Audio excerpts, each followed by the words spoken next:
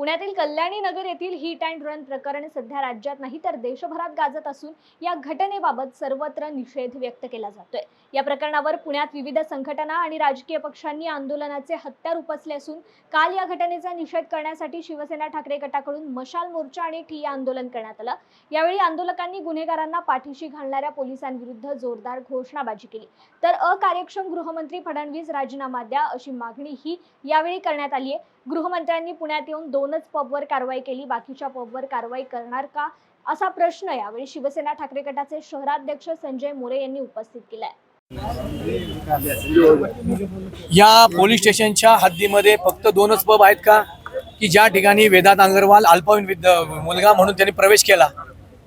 उपमुख्यमंत्री गृहमंत्री पुण्यात आले, काहीतरी कारवाई केल्यासारखं दाखवायचं म्हणून त्यांनी 2च पबवर कारवाई केली। या पोलीस स्टेशनच्या हद्दीमध्ये अनेक पब आहेत, अनेक हुक्का पार्लर आहेत, त्याच्यावर कारवाई का नाही झाली?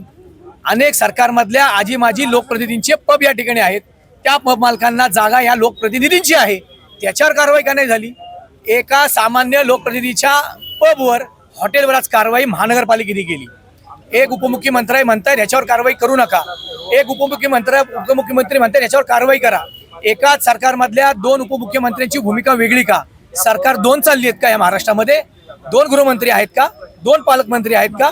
2 उपमुख्यमंत्री जरी असले तरी या महाराष्ट्राला एकच मुख्यमंत्री आहे, म्हणून सरकार एक असलं तरी भूमिका वेगळ्या आहेत। पुणेकरांना भ्रमात टाकण्याचं काम या ठिकाणी चाललंय।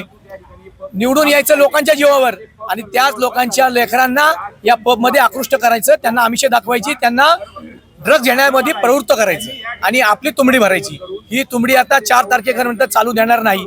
लोकसभेच्या निकालानंतर आम्ही या पबवर धडक मारणार म्हणजे मारणार। शिवसेना स्टाईलने हे पब बंद करणार म्हणजे नक्की करणार। अगली बार पब का